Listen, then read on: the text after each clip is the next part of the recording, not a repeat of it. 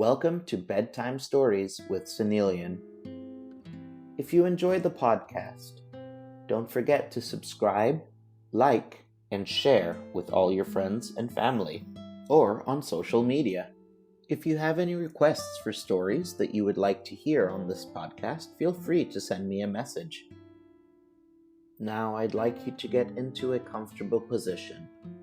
Lie down in bed or sit in your sofa and let go of all the stresses of the day. Let's relax, breathe, and enjoy tonight's story.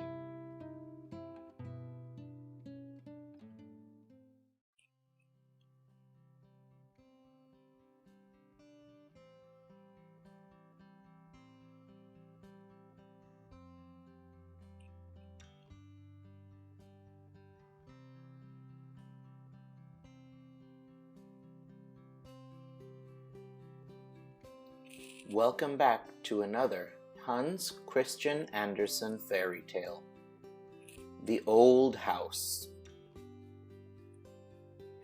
In the street up there was a very old house. It was almost 300 years old, for that might be known by reading the great beam on which the date of the year was carved, together with tulips and hopbines. There were whole verses spelled, as in former times, and over every window was a distorted face cut out in the beam. The one story stood forward a great way over the other, and directly under the eaves was a laden spout with a dragon's head. The rainwater should have run out of the mouth, but it ran out of the belly, for there was a hole in the spout. All the other houses in the street were so new and so neat, with large window panes and smooth walls. One could even think that they would have nothing to do with the old house. They certainly thought, how long is that old, decayed thing to stand here as a spectacle in the street? And then the projecting windows stand so far out that no one can see from our windows what happens in that direction. The steps are as broad as those of a palace and as high as to a church tower. The iron railings look just like the door to an old family vault. And then they have brass tops. That's so stupid. On the other side of the street were also new and neat houses, and they thought just as the others did. But at the window, opposite the old house, there sat a little boy with fresh, rosy cheeks and bright, beaming eyes. He certainly liked the old house best, and that both in sunshine and in moonshine. And when he looked across at the wall where the mortar had fallen out, he could sit and find out there are the strangest figures imaginable. Exactly as the street had appeared before, with steps, projecting windows, and pointed gables. He could see soldiers with halberds, and spouts where the water ran, like dragons and serpents. That was a house to look at, and there lived an old man who wore plush breeches, and he had a coat with large brass buttons, and a wig that one could see was a real wig. Every morning there came an old fellow to him who put his rooms in order and went on errands.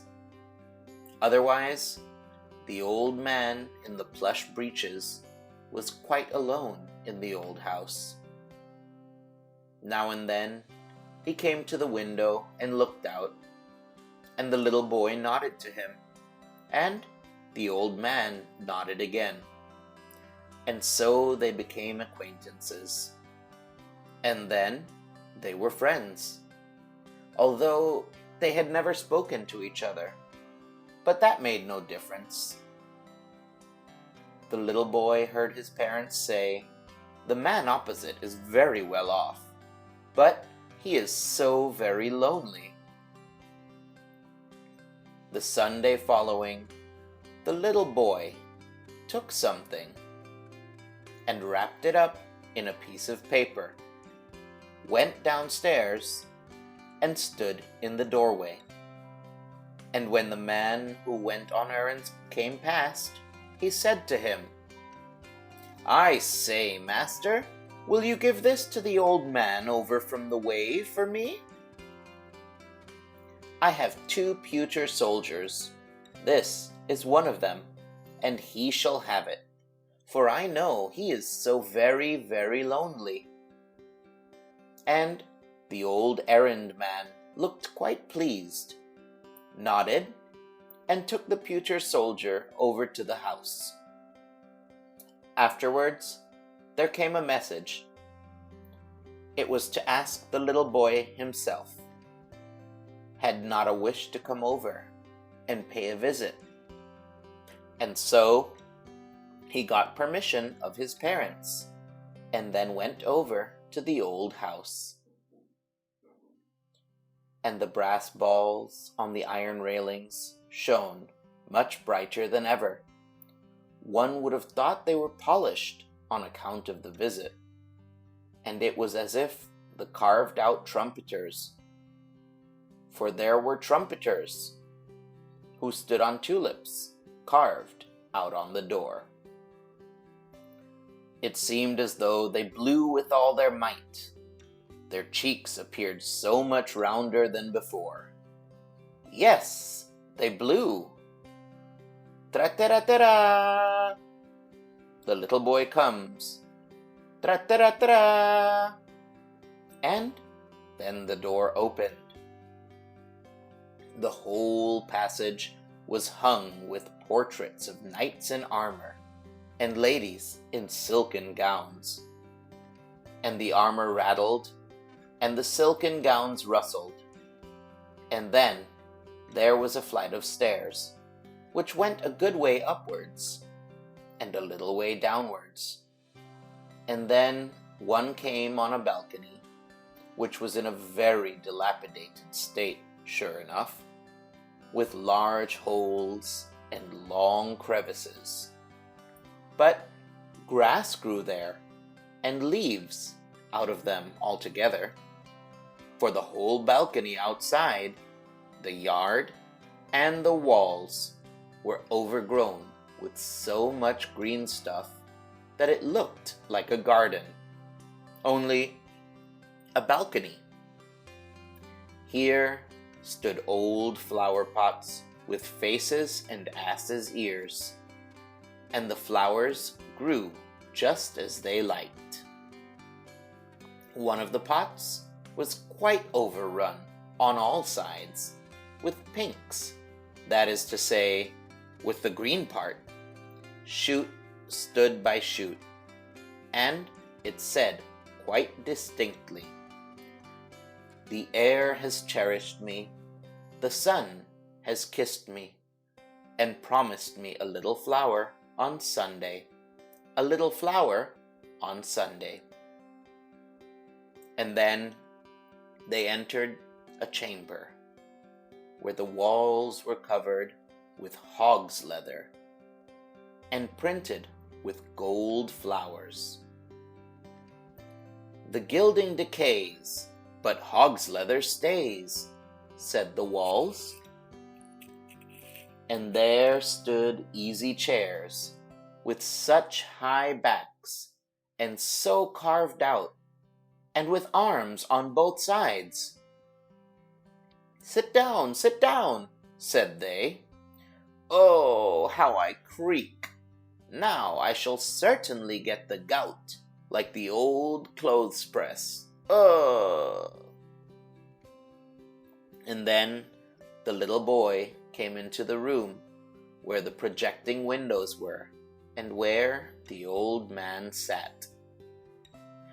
"I thank you for the pewter soldier, my little friend. And I thank you for coming over to my house." "Thanky, thanky, or cranky, cranky," sounded from all the furniture.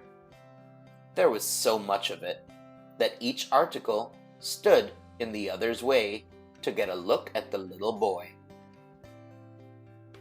In the middle of the wall hung a picture representing a beautiful lady, so young, so glad, but dressed quite as in former times, with clothes that stood quite stiff, and with powder in her hair.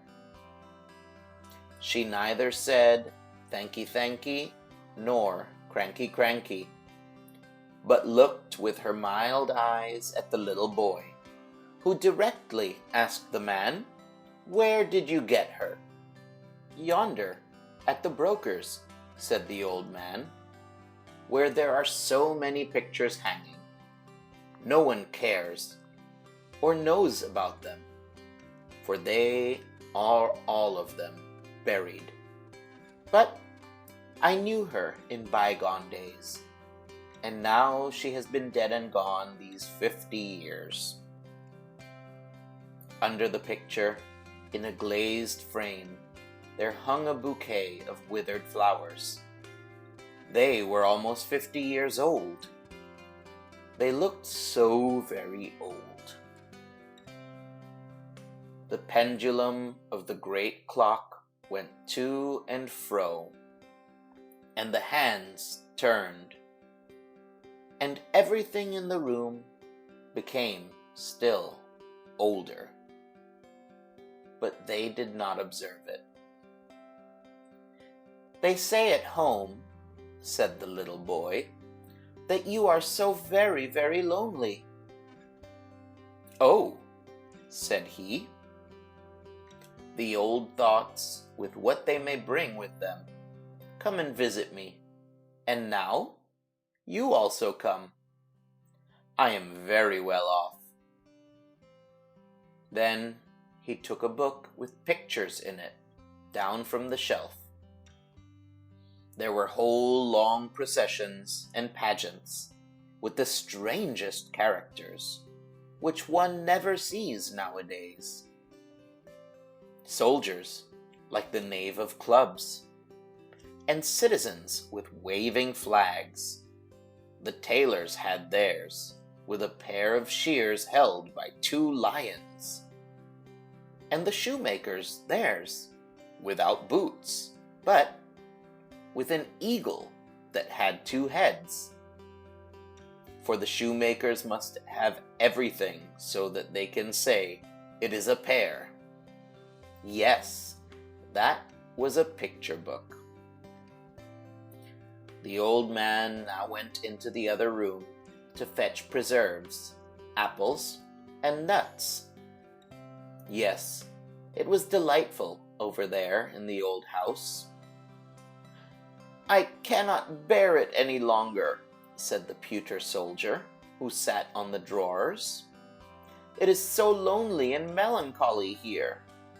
But when one has been in a family circle, one cannot accustom oneself to this life.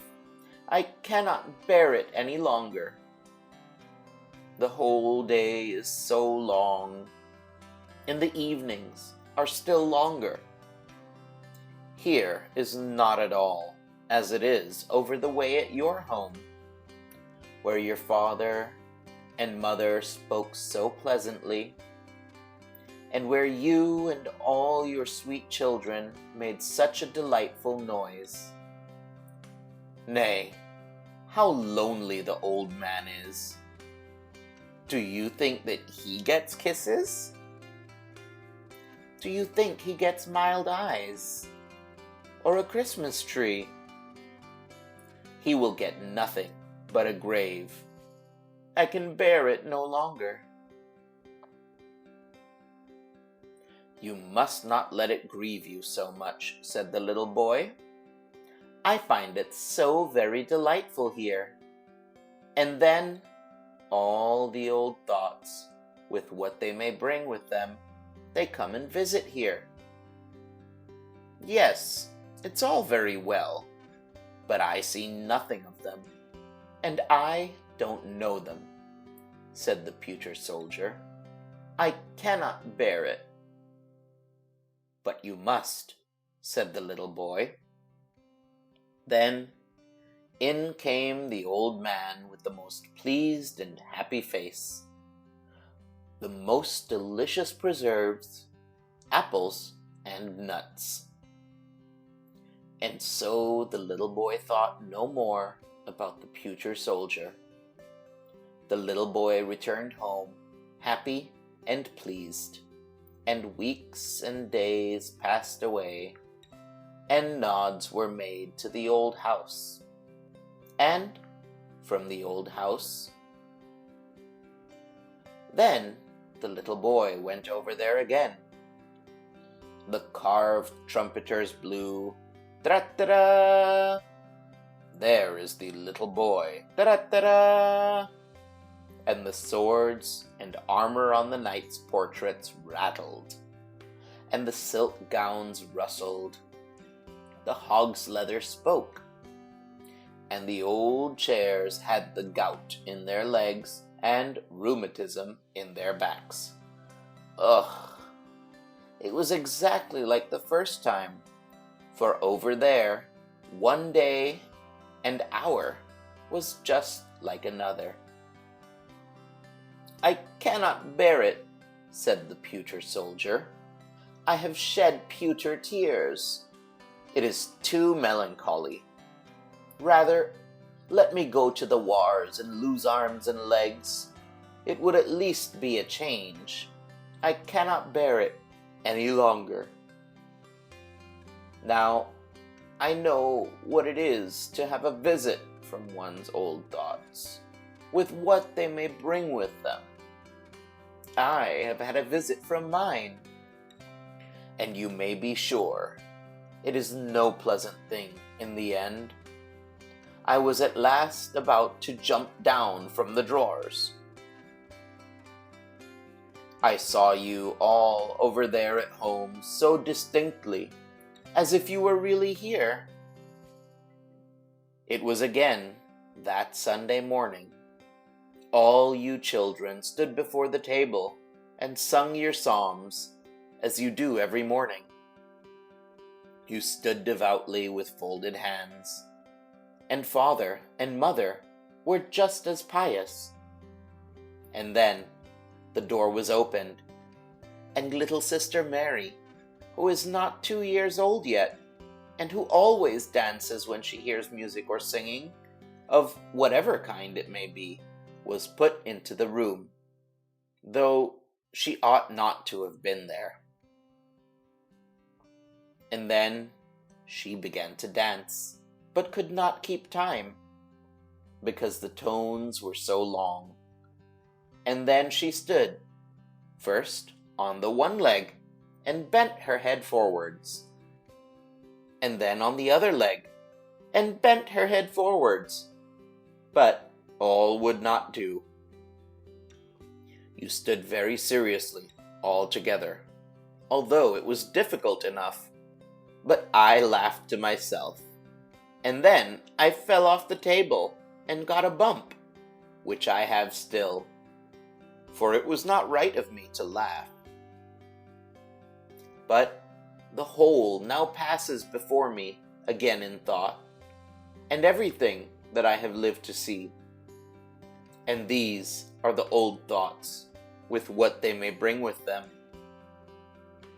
Tell me if you still sing on Sundays. Tell me something about little Mary, and how my comrade, the other pewter soldier, lives. Yes, he is happy enough, that's sure. I cannot bear it any longer. You are given away as a present, said the little boy. You must remain. Can you not understand that? The old man now came with a drawer, in which there was much to be seen, both tin boxes, and balsam boxes. Old cards, so large and so gilded, such as one never sees them now. And several drawers were opened, and the piano was opened. It had landscapes on the inside of the lid, and it was so hoarse when the old man played on it. And then he hummed a song. "Yes, she could sing that," said he, and nodded to the portrait, which he had bought at the broker's, and the old man's eyes shone so bright. "I will go to the wars, I will go to the wars," shouted the pewter soldier as loud as he could, and threw himself off the drawers right down on the floor. What became of him? The old man sought, and the little boy thought. He was away, and he stayed away. "I shall find him," said the old man, but he never found him. The floor was too open. The pewter soldier had fallen through a crevice, and there he lay, as in an open tomb. That day passed, and the little boy went home. And that week passed, and several weeks too. The windows were quite frozen. The little boy was obliged to sit and breathe on them to get a peephole over to the old house. And there the snow had been blown into all the carved work and inscriptions. It lay quite up over the steps, just as if there was no one at home. Nor was there anyone at home. The old man was dead. In the evening, there was a hearse seen before the door, and he was borne into it in his coffin. He was now to go out into the country to lie in his grave. He was driven out there, but no one followed. All his friends were dead. And the little boy kissed his hand to the coffin as it was driven away. Some days afterwards, there was an auction at the old house, and the little boy saw from his window how they carried the old knights and the old ladies away. The flower pots with the long ears, the old chairs, and the old clothes presses. Something came here, and something came there. The portrait of her who had been found at the broker's office came to the broker's again. And there it hung, for no one knew her more. No one cared about the old picture. In the spring, they pulled the house down, for, as people said, it was a ruin. One could see from the street right into the room with the hog's leather hanging, which was slashed and torn, and the green grass and leaves about the balcony hung quite wild about the falling beams. And then it was put to rights. That was a relief, said the neighboring houses. A fine house was built there, with large windows and smooth white walls. But before it, where the old house had in fact stood, was a little garden laid out, and a wild grapevine ran up the wall of the neighboring house. Before the garden, there was a large iron railing with an iron door. It looked quite splendid, and people stood still and peeped in, and the sparrows hung by the scores in the vine, and chattered away at each other as well as they could. But it was not about the old house, for they could not remember it. So many years had passed, so many that the little boy had grown up to a whole man. Yes, a clever man, and a pleasure to his parents. And he had just been married, and, together with his little wife, had come to live in the house here, where the garden was. And he stood by her there whilst she planted a flower field that she found so pretty. She planted it with her little hand, and pressed the earth around it with her fingers. Oh, what was that? She had stuck herself. There sat something pointed, straight out of the soft mold. It was, yes, guess. It was the pewter soldier he had lost up at the old man's, and had tumbled and turned about amongst the timber and the rubbish, and had, at last, laid for many years in the ground. The young wife wiped the dirt off the soldier, first with a green leaf, and then with her fine handkerchief. It had such a delightful smell that it was to the pewter soldier just as if he had awakened from a trance. "Let me see him," said the young man. He laughed, and then shook his head. "Nay, it cannot be, but he reminds me of a story about a pewter soldier, which I had when I was a little boy." And then he told his wife about the house, the old house, and the old man, and about the pewter soldier that he sent over to him because he was so very, very lonely.